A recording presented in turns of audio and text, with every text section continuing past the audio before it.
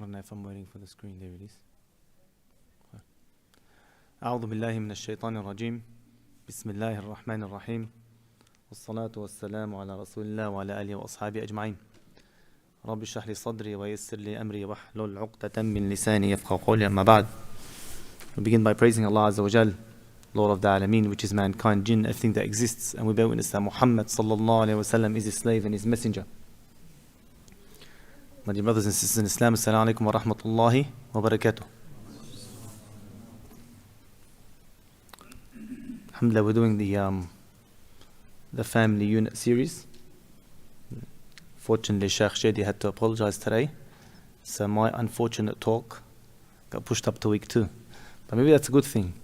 Maybe having the bad talk in between all the good ones is a good thing. My topic is the hardships faced generally by Muslim family households today. I'm going to try my best not to go too raw in my examples because it is a family unit series, and just speak about the principles and the concepts instead. Now, all of us know, living here in Sydney, in Australia, in this country, in this day and age, this time, 21st century, age of technology, it's not easy to survive. Other people in other countries think we've got it easy, that money grows on trees, and subhanAllah, it's a land of opportunity. But we all know we're in a rat race. We all know that we're constantly chasing our tails to pay bill after bill. Tax by itself is at 33%. If you want to put your child in an Islamic school, that's a big fee every single term. Groceries is getting more expensive. Any extracurricular activities just means more work is required. And if it's any extra curricular activities to do with the deen, like learning Quran or learning Hadith, it's even more expensive. So we're always chasing our tails. We're always rushing and racing to make ends meet. We're always rushing and racing in our households to get things in order and to have things running smoothly. So there's barely any time to do anything else. Add to that the fact that we're living in societies that always teach us to want more. So what we think we need is now what we want, but we think we need it. And that which we feel like is become a heavy want, a heavy desire. We're living in a materialistic world. And with khushu' in prayer almost absent, when you're living in the material world, it's very hard to detach yourself from it, especially when there's no khushu' in prayer. Now, one of the main maqasid of our prayer, is to detach from the dunya for a moment and attach with Allah, remember the reality. But instead, we say Allahu Akbar and we go into a trance. We start thinking about all our financials, we start thinking all about the things I need to do yesterday and today and the items, etc. So living in this world, having to chase your tail constantly to make ends meet, and then living in a world which where with whatever tiny little amount of time you have left, it's telling you to invest it in the dunya, to want more, to desire more. Materialism, the dream car, the dream prize money, the dream getaway, the dream house, the dream spouse, right? Even the little things. Millions upon millions of dollars spent on advertisements for the latest phone, the latest iPad, the latest watch these days now. The phone's not enough, you need another screen on your hand, right? The new tablet, the new computer. So all that is making us further drown into that rat race and work more in order to facilitate all these things. What does Allah Azza wa Jal describe it in the Quran? وَمَا الْحَيَاةُ الدُّنْيَا إِلَّا مَتَاعُ الْغُرُورِ. مَتَاعُ الْغُرُورِ. A material deception. Wallahi, we're deceived. We're deceived. My kid she needs the latest tab because at school they're doing their homework now through the tab. There's another 10 hours that week just to start the payments off.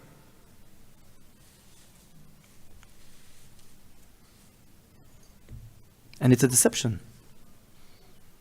It's a deception. Allah Azza wa Jal, there's something in the Quran called iltifat, where Allah Azza wa Jal changes the tense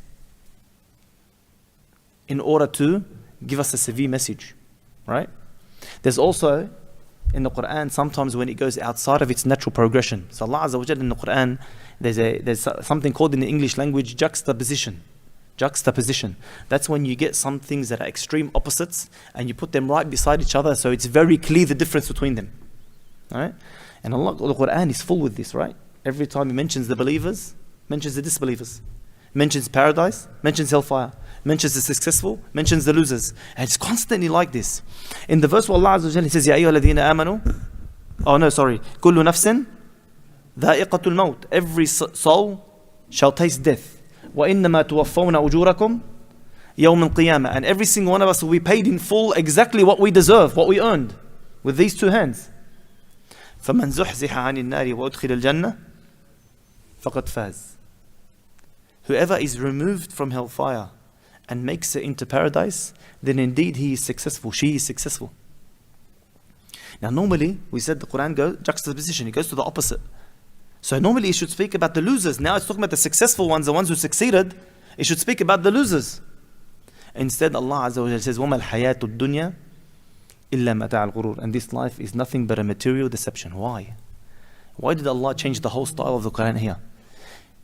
The answer is because He changed from giving you what the opposite is going to receive to telling you why those people never succeeded in the first place. And the why is because they fell for the material deception of this world.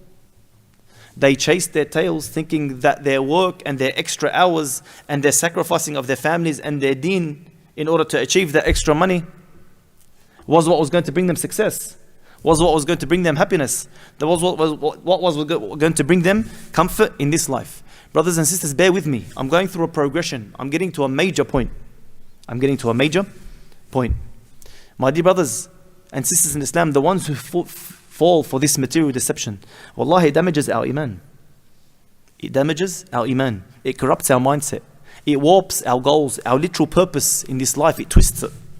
It ruins our relationship with Allah Azza wa Jal, and it destroys first and foremost our dunya and then our akhirah. Why our dunya and akhirah? Our dunya first and foremost because Allah Azza wa Jal put all these laws in place to benefit us, to keep away harm. أَلَا يَعْلَمُ مَنْ خَلَقَ وَهُوَ اللَّطِيفُ الْخَبِيرُ. Does He who created you not know what's best for you? And He is the all-knowing, the all-aware, the subtle. He knows all the... So Allah Azza wa Jal, all the rulings that He gave us and He told us to follow, He gave them to us in order to benefit in this world and remove harm. When we don't follow them, this material deception destroys our dunya before even our akhirah. And then in the akhirah, Allah Azza wa Jal says it. They will be from amongst the losers. This material deception, this rat race, this chasing our tail, it creates a generation of worshippers of their own desires. When you don't have the guidance of Islam, who becomes God? Allah Azza wa Jalla says in the Quran, أَفَرَأَيْتَ مَنِ اتَّخَذَ إِلَهَهُ هَوَاهُ. Have you not seen the one who has taken his nafs to be his own God? Her nafs to be her own God? And wallahi, this verse, it says, I freak out when I realize this is a question that was posed 1400 years ago. Today we're witnessing it in front of our eyes. What's anti-theism? What are atheists other than those who worship their desires instead of God? Every tiny minute feeling, they chase it. Every tiny minute desire, they follow it. No matter how disgusting. They're fighting for rights to marry animals. They're fighting for rights to sleep with animals. So when this question is asked, have you seen the one who takes his desire to be in his own God? Wallah, yes, Ya Rab, we see it right now. We see it in front of our eyes. They were deceived by this dunya. They left the guidance of Allah and they fell into, wallah, how can someone be normal like that? He's fighting to marry, or she's fighting to marry an animal, an inanimate object, a blow-up doll. They put it on the news. My dear brothers in Islam, this type of material deception creates a generation whose friends and social trends play more of a role of influence on them than their Rabb, than their deen, than their parents. A generation who care more about what people think of them, how they're perceived by random strangers of the public that they'll never see again, more than how their Lord, who they're going to back to be questioned from, perceives them. Our mindset changes. Academia, dunya, degrees, money, property, fame becomes that which gives us happiness and success, rather than Allah, as if they're what's this other than shirk? As if they're a God other than Allah, astaghfirullah al-azim. As if that money and that fame, as if that degree and that spouse is going to give us happiness, as if they're a God other than Allah, astaghfirullah al-azim.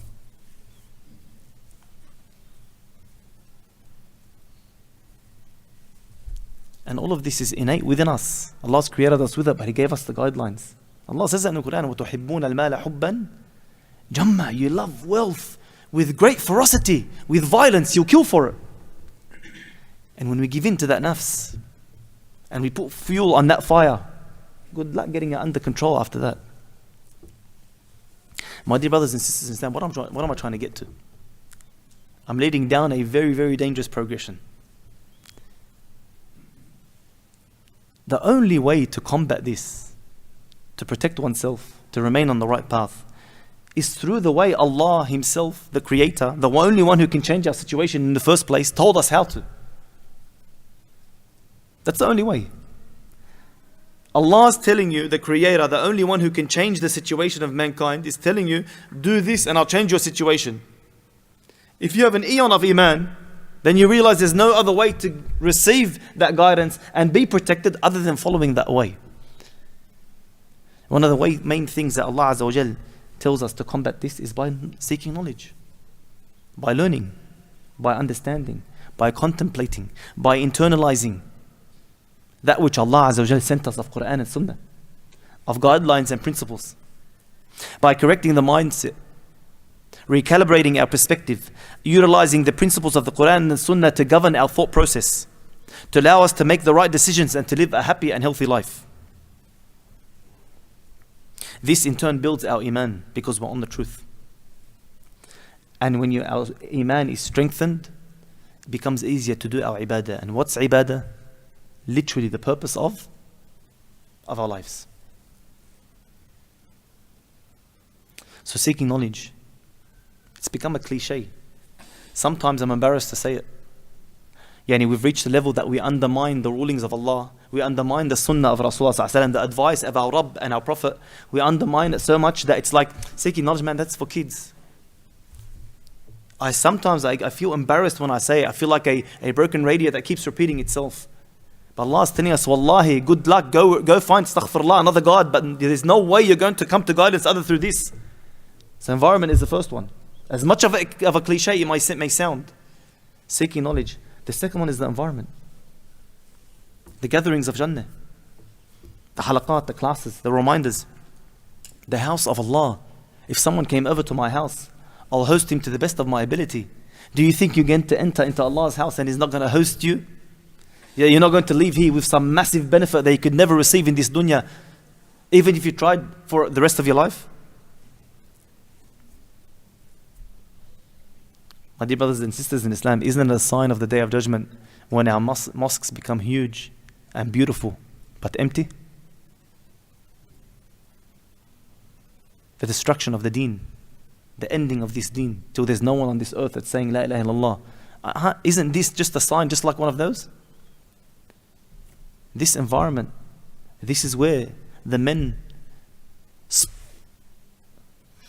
came forth and ruled the world, spread Islam to every corner of the world. And He will not go forth and spread to every corner of the world other than from these places. But who are we worshipping? How dare we think that technology or science or academia or whatever it may be is going to bring the Muslims back up instead of Allah? He's telling you, seeking knowledge and Shari'i knowledge first and foremost. Being in the right environments, no matter how old or young you are. Having your tarbiyah come out of this place. Having the right companions, brothers or sisters, old or young. Wallahi, I am so upset and feel so bad for a person who, when you come and tell them about the hadith, about companionship, they think it's for a little kid. It's their son or their daughter that needs to take these hadith as if they're exempt, as if they're above the sharia. I've seen mashaykh lose their way because of the wrong companions. I've seen multi-millionaires lose their way because of the wrong environment and the wrong companions. The greatest ulama of this ummah, some of them on their last moments left Islam or did incredible evil deeds and failed because the people that they were amongst. None of us are exempt. Even Rasulullah ﷺ is not exempt. What more do you want than that? Are we better than Rasulullah? Astaghfirullah al-Azim. Allah Azza wa Jal tells the Prophet of Allah, the greatest man who ever lived, وَاصْبِرْ نَفْسَكَ مَعَ الَّذِينَ يَدْعُونَ رَبَّهُم بِالْغَدَاةِ وَالْعَشِيِّ يُرِيدُونَ وَجْهَهُ. Be patient with those who turn to Allah in the morning and the evening that only seek His pleasure and His face. And listen to this. And He tells Rasulullah ﷺ, وَلَا تَعَدُ عَيْنَاكَ عَنْهُمْ تُرِيدُ زِينَةَ الْحَيَاةِ الدُّنْيَا. And don't you dare turn your face away from them, your eyes away from them for a moment, seeking some worldly benefit, something of this world. This is Rasulullah. Then me and you sit there and think, you know what, I can be amongst whoever, I'm not going to be corrupted. As if we're better or more risk-free than Rasulullah ﷺ. So we don't want to be in these environments. We don't want to seek the knowledge, and we don't want to be in these environments. We don't want to keep the good companions. We don't want to make dua to Allah Azza wa Jal to keep us firm and steadfast. Our families keep firm and steadfast. Allah literally mentions it in the Quran. وَعِبَادُ الرَّحْمَنِ, those who receive Allah's mercy. My dear brothers and sisters, now pay attention.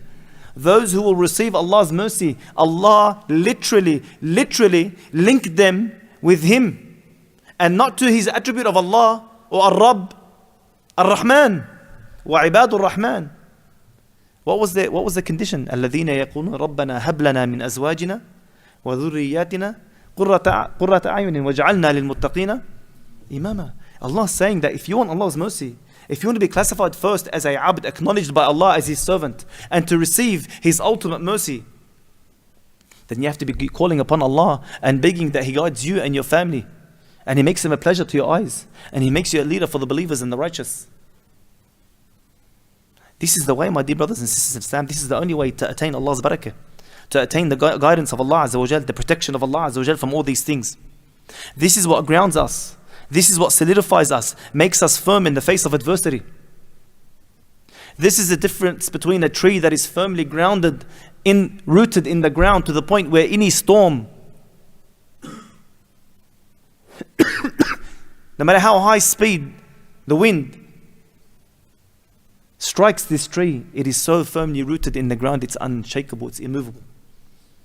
And the difference between a little plant barely under the ground, a few centimeters, that gets tossed in the wind. It's like a person on a ship in the ocean with no rudder. How do you navigate the waves? This person that's in a boat in the middle of the ocean with no rudder, with no steering, can't even navigate the simple wave, let alone if a storm picks up. How long before they get toppled over? This is our grounding. This is our foundation. This is our deen. My dear brothers and sisters in Islam, I don't know where the pride and arrogance comes from that makes us think that we don't need Allah and His method to stay grounded on the deen. We can do it ourselves. I don't need the masajid. I don't need the lessons and the classes and the halaqat. I don't need the good companions, man. That's for little kids. Have good friends. I tell my kids to do that. I don't need to seek knowledge. I know enough. Where does that pride and arrogance come from to trust in ourselves as if we're infallible, instead of following the methods that Allah Himself gave us and told us if you want guidance, you need them?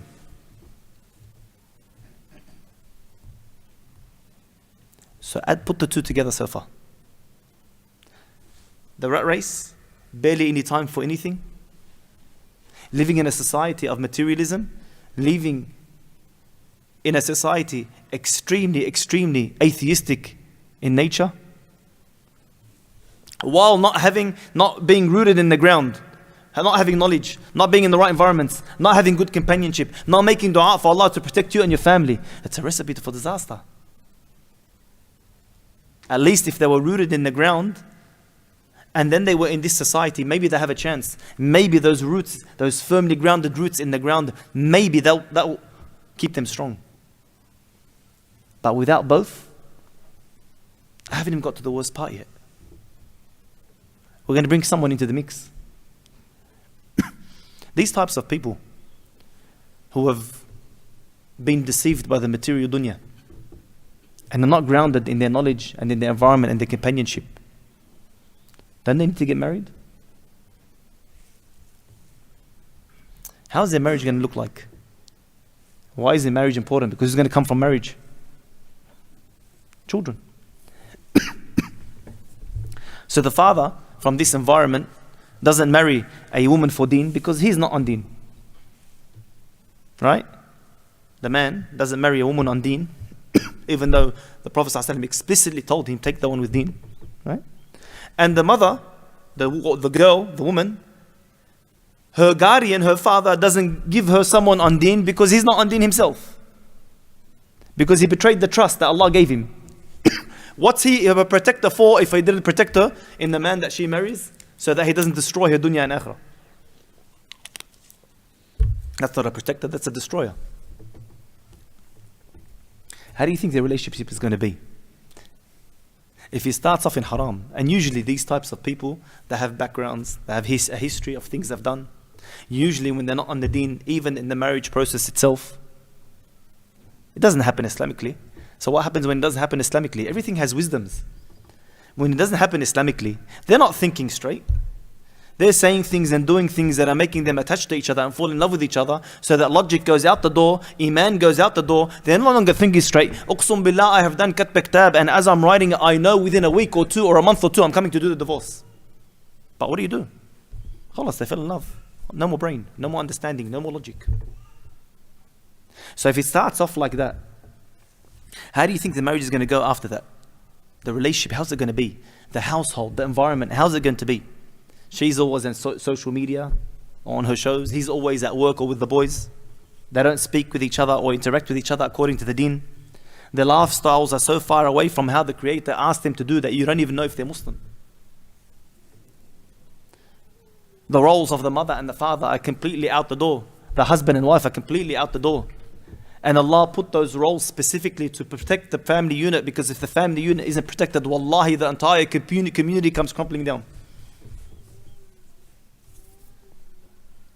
This definitely impacts the barakah and the mawadda and the rahmah in the household. Brothers and sisters, take this as a qaida. Take this as a principle. I don't care how rich you are, male or female. Beautiful you are, male or female. Smooth you are, male or female. Whatever you have going for you, you could be a number 10 in every aspect of life. If you are going to live your lifestyle away from the Quran and Sunnah in sin, wallahi, Allah is going to cause major disruptions in your marriage. I don't care how much you love your wife or she loves you, how much you give her, how much time you spend for her, or how much you do for him. Allah Azza wa Jal says in the Quran, وَجَعَلَ بَيْنَكُمْ مَوَدَّةً وَرَحْمَةً. Allah puts the love and affection, the mercy and compassion in that household, not you. No matter what you do is irrelevant. If you sin against Allah, Allah will send down punishment. And most of the time, where are you going to be? It's going to be between you and your wife. The relationship, the person that you're with every single day and every single night. Take this as a principle. Believe me or don't believe me. Let me know, but so I can tell you I told you so. Whoever's unmarried and hasn't seen this yet, or someone who's married and doesn't know why his marriage is like that, wallahi, you could give her the sun and the moon. She could fulfill your every pleasure and desire, and if you sin, Allah will still manage to put a problem between you.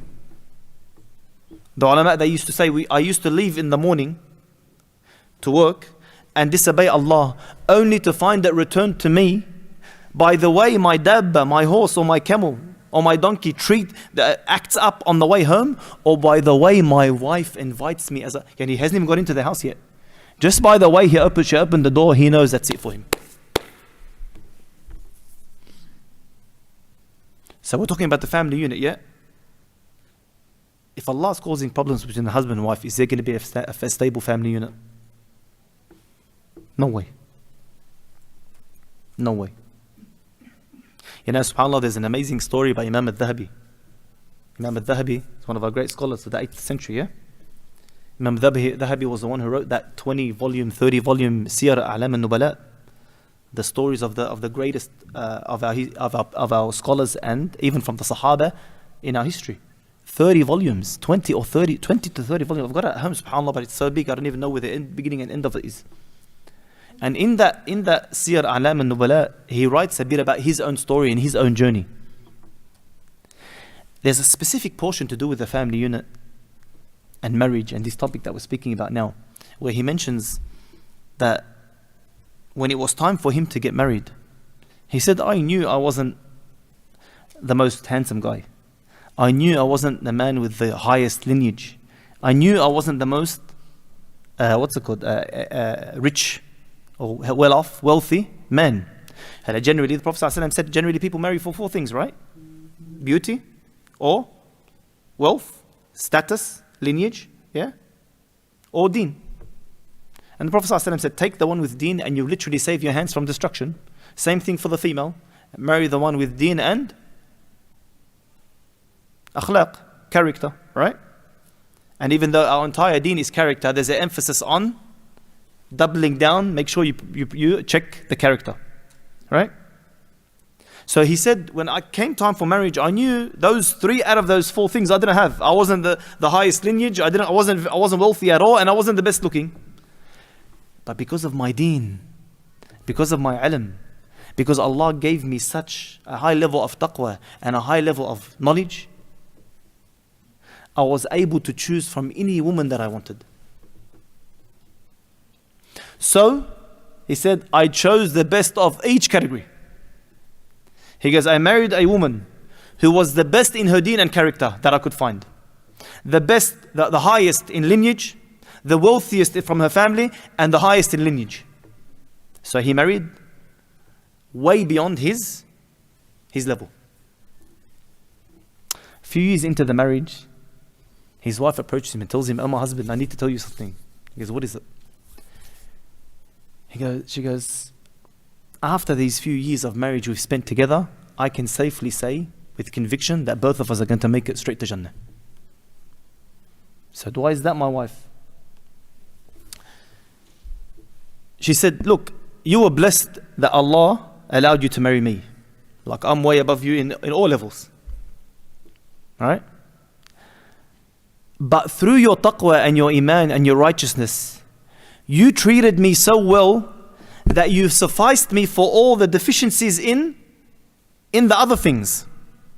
You treated me better than I would have expected someone to treat me who had the same lineage, the same amount of wealth, the same amount of beauty, and the same amount of deen. You excelled in this field so much that a woman actually came and said, a compliment. You've done well. Alright? That's very hard for someone below your level. That's why the scholars, they say, marry someone at your level. If you're average in wealth and she's from a very wealthy family, you'll never be able to suffice her. You can't. Me and you, we're living at a certain standard of comfort and certain living style. To go to a country that's poor, how hard is it to live? This is natural. I'm not saying it's something bad. Lineage as well was the way you held your head high in the street.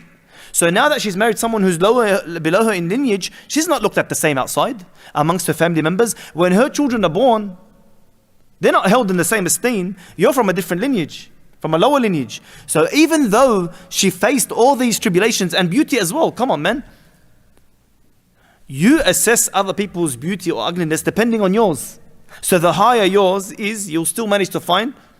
So despite all these deficiencies, she said, you were able to treat me so well that you treated me better than I could even expect someone of the same caliber in every one of these fields to treat me. That's why I think your righteousness and that which you are behind closed doors that people don't know of outside will get you to Jannah. He said, this made me very happy. He goes, but what about you? Why do you think you're going to make it to Jannah? She said, because I was patient in marrying you. Because I was patient in marrying you. I accepted regardless of all these things, all these steps down that I had to take and endure. You couldn't spend on me like I would have liked you to spend on me. And I was patient for our entire life because of this. Why is this so amazing? It's so amazing because what hurts me is that if you were to ask my wife about me, please don't. Please don't. Would she say something good about me? Have I treated her like she deserves to be treated, like she should be treated? A lot of us, the biggest exposition for us, exposure, is if someone asked our families about us at home. I'll never show my face again. That hurts.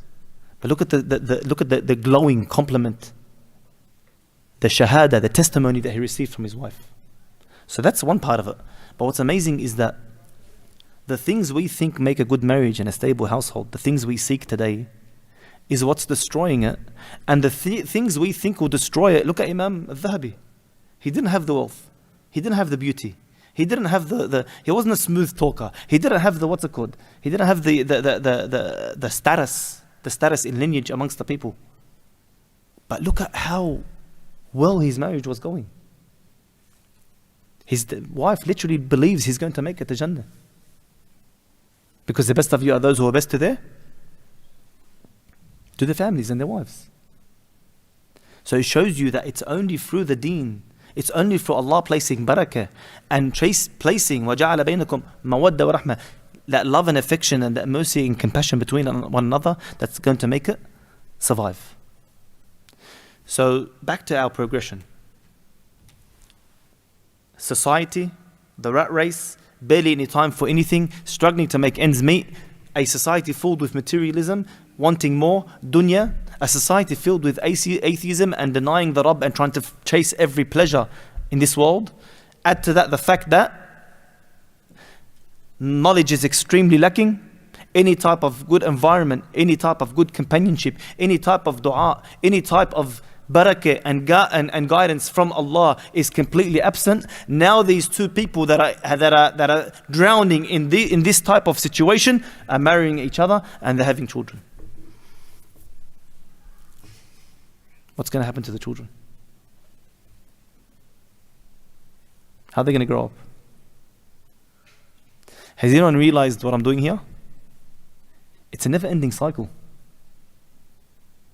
It's a never-ending cycle. So the parents are going to grow up in that environment, probably come out worse, and then have their own children. And their children, and it's just getting worse and worse and worse. We have to break that cycle. These kids are never going to grow up on the deen. They're going to have no essential Islamic knowledge, no Islamic upbringing in all sense of the word. When it comes to their morals or values, when it comes to the guidelines for right or wrong, haram, their understanding, their mindset, their purpose, their direction in life is going to be completely anti-Islamic. What's going to raise them? TV, their shows, their social media, the government institutions, preschool, public school, high school. That's what's going to raise the kids. And they're going to come out normal. But what's normal today? Normal is zina. Normal is recreational drugs. Normal is what's it called? Hanging out with the boys on a Friday night at the pub. That's normal. They're going to come out normal. Trust me. But that normal is so far from the Islamic standards. That family unit is so infested with corruption. There's no stability whatsoever. If the parents ever get involved, because their mindsets have been warped themselves, they're not going to ask them, how's your deen? They're going to tell them, come to the masjid. They're going to ask them, how's school? They're going to give them sincere advice. Study hard. Get this degree. Make this amount of money and you'll be happy. And you always listen to your parents, right? Especially when they're sincerely trying to advise you. These parents never frequent the house of Allah. And the houses of Allah, they're the information hubs of this community. This is where you understand. Like I literally call it the lifeline of the family unit. Forgive me, brothers and sisters. Literally, the lifeline. And if you detach from it, you're dead. The lifeline of the family unit are these masajid. and when they're not attending these places, put aside the fact that the kids are never going to attend them because they never attended it.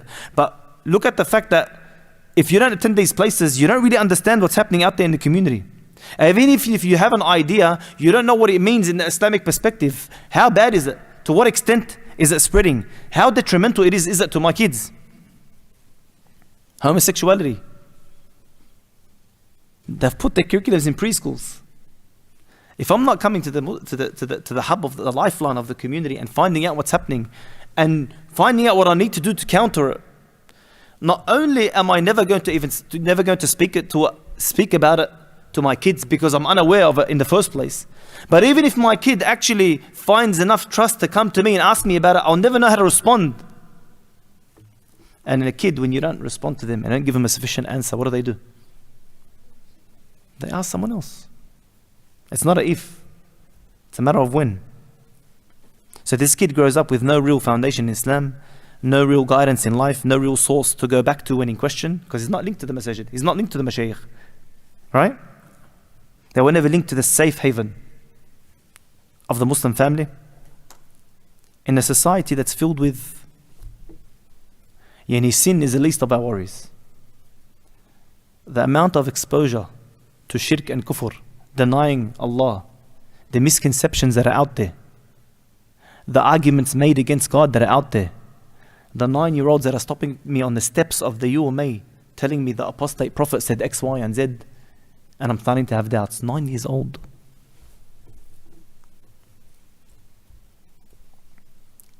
Being exposed to these shubuhat and these shahawat. Man, that's enough to corrupt an entire generation of adults. Now you've got this young, innocent child, a clean slate, blank, immature, naive, gullible, impressionable, inexperienced, unrealistic, impractical, impulsive, and put him in that environment. What chance do they have? And guess what? Here's the worst part. Everything that I mentioned so far, all these corrupting factors, have grown so exponentially just in the past few years that it's literally no longer controllable. Forgive me for saying this. So you got the community, the society, the environment, the corruption, the destruction of our values and our morals, the shirk and the kufr and the apostasy. You've got no knowledge, no resources, no foundations, no link to the lifeline of the community, no good companions, no dua being made. Those people are getting married and having clean, innocent, immature, inexperienced, gullible, naive children, and throwing them into an environment that's even worse than the environment that they faced. Why is it worse? Because, my dear brothers and sisters in Islam, with the advent of social media and with the amount that it's progressed in the last few years, it's reached the level. Wallah, what do I say? And if it wasn't for Allah, we have no chance. Forgive me, if it wasn't for Allah, if you want to look at resources, we have no chance. Our next generation, anyone that's like 12 and under, is so hyper addicted to these phones that we've actually dealt in the past couple of years with cases of Muslims who tried to kill themselves because their internet was cut off or their phone was taken away. This girl in specific was from an Islamic school. She tried to kill herself multiple times. A brother and his wife, they dealt with this case. One of our local Islamic schools. They're so hyper addicted to this phone. And if you forgive me, you go to jail for life if you possess a certain amount of drugs and you're selling it and you're hurting people. These phones secrete the same chemicals of dopamine and others from the brain of that child, and we're saying, here, take it. It's like telling the kid, here, take heroin. What's the difference? Imagine a Muslim kid, a Muslim girl from an Islamic school cutting herself up multiple times because her parents took her phone off her. Now when they take this phone and they're extremely hyper addicted, right? Normally to get someone off an addiction, you need to offer an alternative. What can you offer in the entire halal realm that's an alternative to that? To dopamine, to drugs. Wallahi, we sit down and we have this conversation with the youth teams about how we're going to entice children, attract children, young boys and girls to come to the programs. The reality is, wallahi, there is nothing in the realm of halal, there is nothing but haram that you can do that will offer an alternative that will get them off their phones to come to this. There is nothing. That's how intense the addiction is. That if they're always on their phone, and you can't get them off that phone except through haram, where's the guidance going to come from? Where's the knowledge going to come from? Where's your influence going to come from? Where's the tarbiyah going to come from? How are you going to get them to the masajid? How are you going to get them into the halaqat? How are you going to get them to have a chance, an inkling of a chance to not destroy their dunya and their akhirah? They're so hyper-stimulated on that phone. There is no alternative. What are they exposed to on the phone?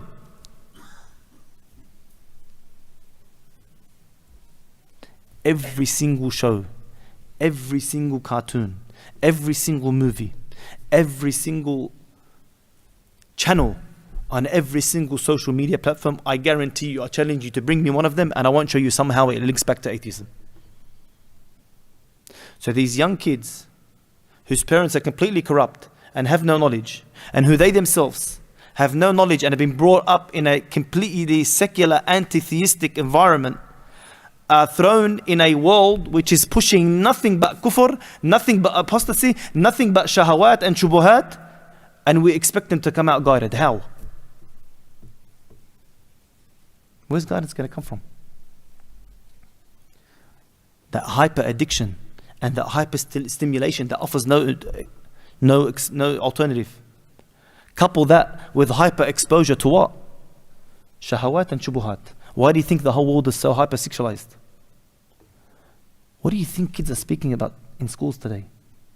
Man, you want me to bring, wallah, sometimes I consider, should I actually bring forth by name some of the cases that we're dealing with? Go see what they're speaking about amongst each other at 10, 11 and 12 already. Things you would be embarrassed to say to your wife. Young boys and girls, some of them not even reach puberty. They're speaking like that amongst each other. They're forwarding this type of content to each other. They're exposed and watching this type of thing. Who can tell me here that we don't have a pornography epidemic? What do you think that's doing to the minds of these children? And I'm buying them the phone for $2,000, $1,500 Here, $70, $80 a month, unlimited internet access.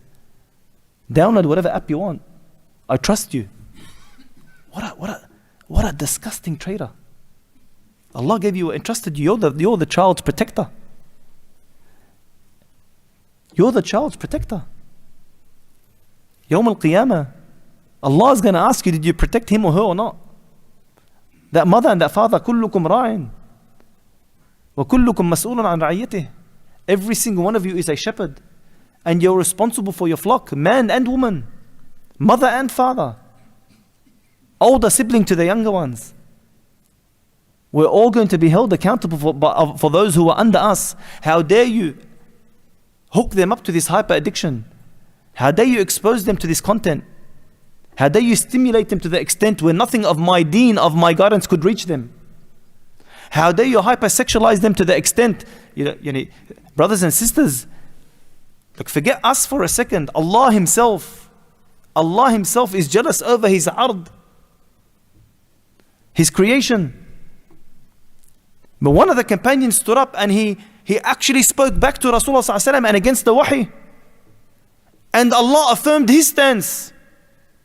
That was the companion who when the Prophet ﷺ said, you need 4 witnesses to witness against a woman that commits zina. So the man said, Ya Rasulullah, if my wife is committing zina, do you want me to go outside of the house and call 4 witnesses to come see before I can come witness against her? Now the ruling was the general ruling at first. Prophet ﷺ said, yes, that's the general ruling. The man swore an oath by Allah that no, wallahi, I would do this and I would do that and I would kill him, and like that's going against Allah and His deen. Then the Prophet ﷺ received wahy that no, when it comes to the husband and wife, the situation is different. There's the li'an that takes place, the oaths that are sworn by Allah. Allah affirmed this man's stance. That doesn't make sense. This is your ard. You're gonna bring other men to come see what she's doing. But you're gonna die just from seeing what she's doing with one man. You're gonna bring other men to, and what are you gonna do? Wait, keep doing it till I come back. Listen to this. Then the Prophet ﷺ told the companions, are you amazed by this man's jealousy towards his honor and his dignity, his wife? They said, yes, Rasulullah. He said, I am more jealous about that sister, my sister in Islam, than he is of his own wife. And Allah is more jealous than me and him. Allah does not accept this. I don't accept the hypersexualization of my daughters and my kids. As a mother and a father, you're going to be held accountable if they got hypersexualized on your watch because of what you placed in their hand. And anyone that thinks they give a kid a phone anywhere between the age of 10 and 20 and they aren't accessing haram content, first and foremost, you're a fool. And secondly, that's not going to stand as an excuse in front of Allah. I didn't know. No, you did. Bring me the biggest scholar and open that content in front of him and he won't be able to control himself or herself. Ma balak, a little kid, immature, innocent, inexperienced, gullible, naive, wants to fit in. And the issue is the cycle is continuing. It keeps going round and round. These kids grow up and then they raise the next generation that are even worse. And the next generation are growing up and raising the next generation that are even worse. When does the cycle end? When can I raise my kids with a chance of deen and iman in their lives? What happened to our roles as parents? What's our number one role as a father, as a mother? To protect our young. You wouldn't allow a wolf to attack your thing. You wouldn't let someone to come into your house. You can be the biggest coward. If someone comes to attack your family, wallah, you put your life on the line. What's more important, their life or their deen? An eternity in paradise or hellfire? How can you allow them to access them through something you bought them? That doesn't make sense. Wallah, we're going to be held accountable because those innocent children didn't stand a chance. They didn't stand a chance because of you. Allah Azza wa Jalla says in the Quran that your job isn't to work and provide them with food and water. نحن نرزقهم وإياكم. وَنَحْنُ نَرْزُقُهُمْ وَإِيَّاكُمْ. What does the ayah say? That we provide for you and for them. We don't need you to provide for them. Your number one job is يَا أَيُّهَا الَّذِينَ آمَنُوا قُوا أَنفُسَكُمْ وَأَهْلِيكُمْ نَارًا وَقُودُهَا النَّاسُ وَالْحِجَارَةُ. Our number one job is that, oh you who believe, if you have any iman, make sure that you do not allow you or your families to end up fuel for Jahannam. That's our job. Wallahi, I'd rather my entire family die on iman than work to provide for them to live on kufr. And if you don't feel that strongly about that, check your iman. Are you really a believer?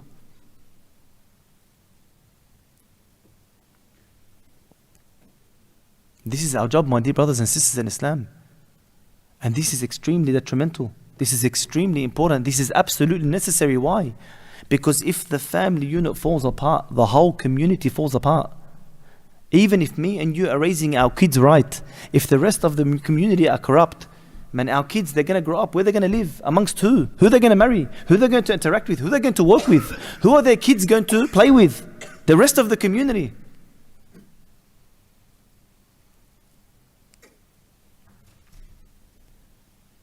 Tell me one human being that didn't fall into the greatest of haram, except you can trace it back to someone, a friend or someone that said, he watch this, he look at that, he take this, he try that. We're all in this all together. That's why the Prophet ﷺ, when he mentions about the hadith of enjoining the good and forbidding the evil, he basically says we're all in the same boat. We're all in the same boat. If the evil people, if the good people allow the evil people in the boat to drown, to to put a hole in the boat, everyone drowns, the good and the bad. My dear brothers and sisters in Islam, this series is in order to put an end to that filthy cycle. It starts in the household. We're out there putting program after program after program, investing all this time and resources and money, investing all this effort to spread these programs to benefit. But you know, if every person took care of his household, wallah, we wouldn't need to do that. If every person took care of his household, we don't have to pick up the kids off the streets. If every person took care of his household, we wouldn't have to get those calls, please my son's left Islam, please my daughter's left Islam. We need to put an end to that cycle, and it starts in the family unit. And the kuffar, they know this, that's why they attack it with such ferocity. That's why they break it from every angle. So they can become the marja', the foundation. You turn to them when you need support, rather than turn to your family and your relatives. Islam always was based off the family and the relatives. Today you see your relative once every Eid. Back in the days, someone had a problem, he'll speak to his uncle, his auntie, his cousin. He speaks to another tribe's member. They supported one another. Someone got sick, they were all there helping. You didn't need Centrelink. You didn't need to go to the courts to get your rights. Your father did something to you, tell his brother, mate, he's going to get it. Tell his father. A problem between husband and wife, bring a party from her and party from her. Wallah, they'll solve it. Today, if you tell your family, they'll make it worse. We destroyed the family unit, and by extension, the support network of the Muslim. And it's intentional. We have to put an end to the cycle. And it starts from the family unit, from our own flock that we need to herd in the right direction, that we need to protect from any wolves, from any attackers. And if we do that, and if we raise our kids right, finally that cycle will stop. And another cycle will begin of khair and good and positive influence and da'wah and deen and propagation. Another cycle will start that will bring forth men and women who are so great that they'll lead this ummah into a generation of khair and barakah. A generation that's on the top, not at the bottom, trampled on, and they're still the enemies and the terrorists. My dear brothers and sisters in Islam, Allah has not sold this ummah short.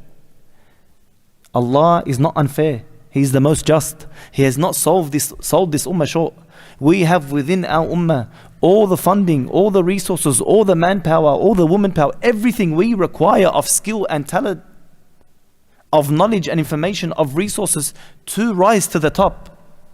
It's just a matter of accessing it. It's just a matter of accessing it.